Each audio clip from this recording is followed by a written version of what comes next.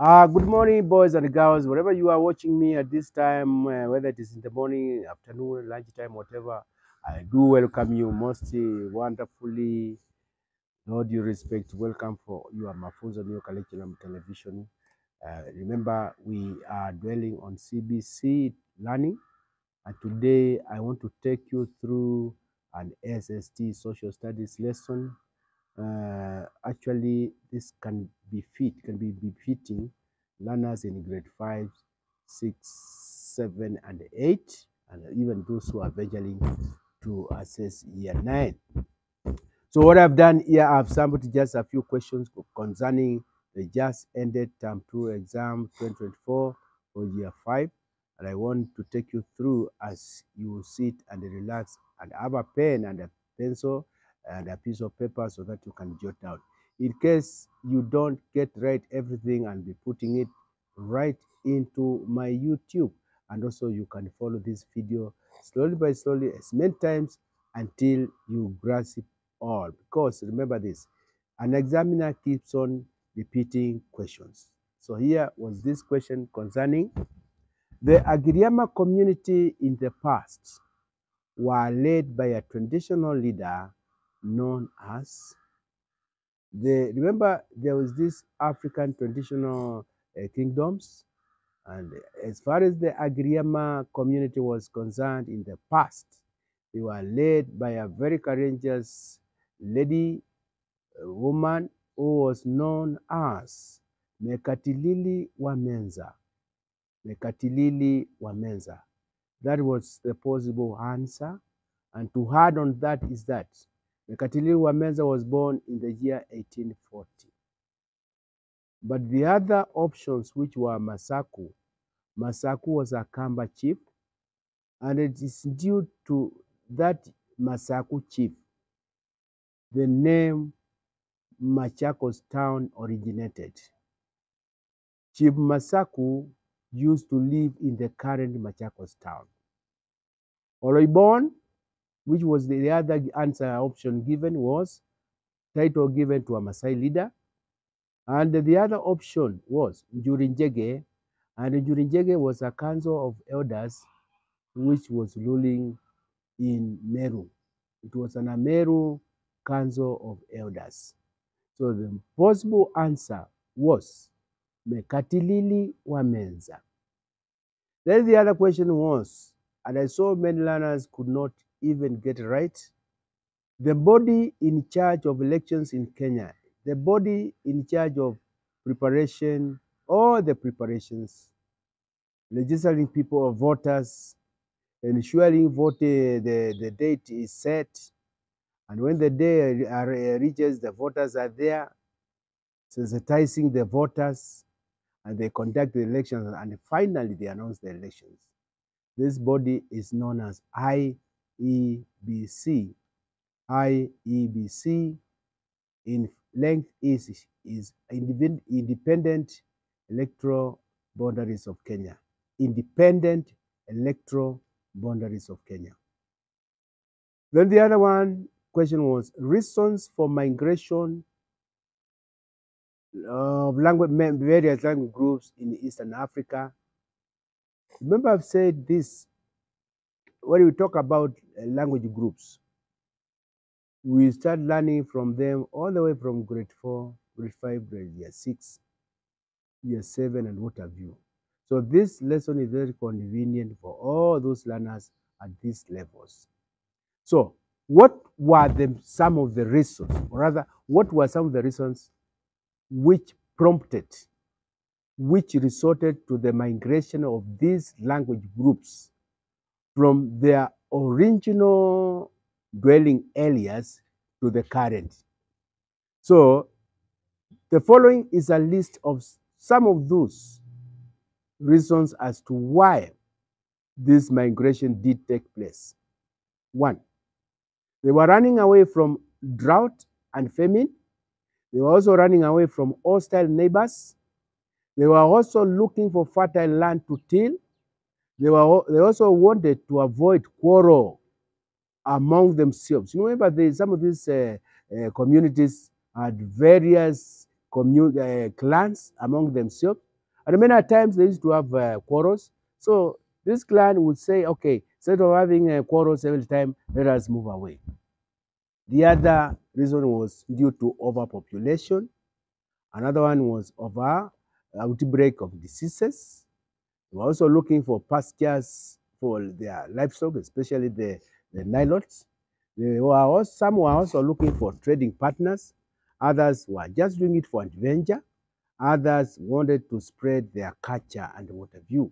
So there are so many reasons. But more importantly, boys and girls, is to note when we talk about the Bantu community, when we talk about the Bantu language group, you should know the main reason.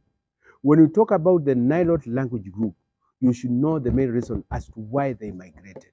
The same with Kushites, the same with Semites. Now, let's go to another question, which was a very big challenge to many of you. A businessman is planning to transport his fresh vegetables to South Africa. Which means of transport is he likely to use so that those fresh vegetables they can reach at the designated place when they are still fresh? That is South Africa. And you are given multiple choice. There was air, there was land, there was air, there was road, there was railway, there was water. The best option, the fastest means of transport is air. If you transport them using a road, they reach there when already they are completely perished. So if you want to you have fresh vegetables to arrive there when they are in good shape, please use air. Then the other question was about the national symbols in Kenya. There are two things here. We have the national symbols. They are 4 in number. And then there's another question on factors that promote national unity. So I want to begin with the national symbols in Kenya. The national symbols in Kenya are the following. 1, national flag, public seal, the national anthem, and lastly, the coat of arms. National flag, public seal, national anthem, and the coat of arms. What is a national anthem? A national anthem, actually, it is a prayer. It is a national prayer. And this national anthem is sung only during the national anthem is sung when we are raising the flag, and more so when we are opening and closing national days celebrations like Mashujaa Day, like Madaraka Day, and the Jamhuri Day. Public seal. It is the official government signature. It is the official government signature, which is normally found used on official documents only. Coat of arms. It is the log of our country. It is the log of our country. What about the national flag? It is the most popular national symbol. Remember, it contains the 4 colors. These are black, white, red, and green. Now let us go now to the factors that promote national unity. Let us look at the factors that promote national unity. There are 8. One of them is the national days. Each one of us is fully involved.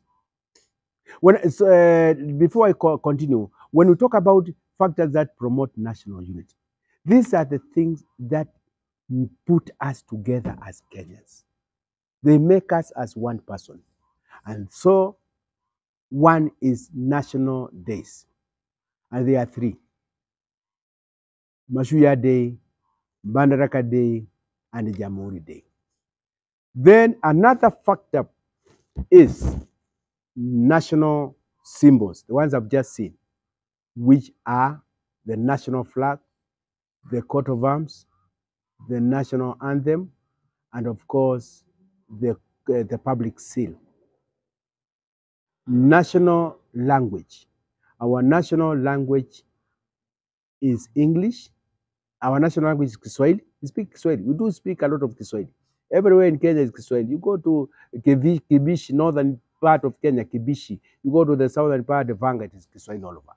But now, when you go to the office, you use English, the way I'm using now. Language of communication. But national language, Kiswahili. Language of communication, English. Then another symbol of unity is the president. President is for all. Whether you voted for him, whether you never did that, we have only one president. President is a symbol of unity. It's a symbol of unity. And then the other one is sports and games. Sports and games. Games and sports brings us together. Sports and games brings us together. We don't, when we are playing together, you know, as a national team, Rugby 7, national team, Malkia Strikers, we don't say you are a Luo, you are a Kamba. No, we are one. The other one is the Constitution, Katiba. That book, whatever is contained in that book, it belongs to all of us, the Constitution. The other one is the National Assembly. The National Assembly, right now, the one we have, under the Speaker, Moses Wetangula, it is a national symbol. It is a factor that promotes unity. We are all there. All the MPs, the people who operate there, the members of parliament, they come from all the parts of Kenya. That's why we say it is a factor that promotes national unity. And lastly, we have the national curriculum for education. The national curriculum. The curriculum we learn in education, in all the schools, we follow only one national curriculum. Now, allow me now to, last part of my lesson, to analyze now this. In these 7 symbols, I want now to analyze the symbols in the coat of arms and their meanings. The symbols in the coat of arms and their meanings. And I want to mention the symbol and the meaning. I am beginning with now, and we are now dwelling on coat of arms and the meaning of each symbol. 1, the shield. The shield in the coat of arms, it means, it symbolizes our readiness to defend our independence. Our readiness to defend our independence from any outside attempt to disrupt our peace. We are ready. That's what the shield means. Yongao. Then we have the spear. The spear symbolizes readiness to fight any external attack and thwart its motive. What about the cockerel? Cock. The cockerel, Yule Jogo. The cockerel symbolizes the party that led Kenya to independence. And that was KANU. That was KANU.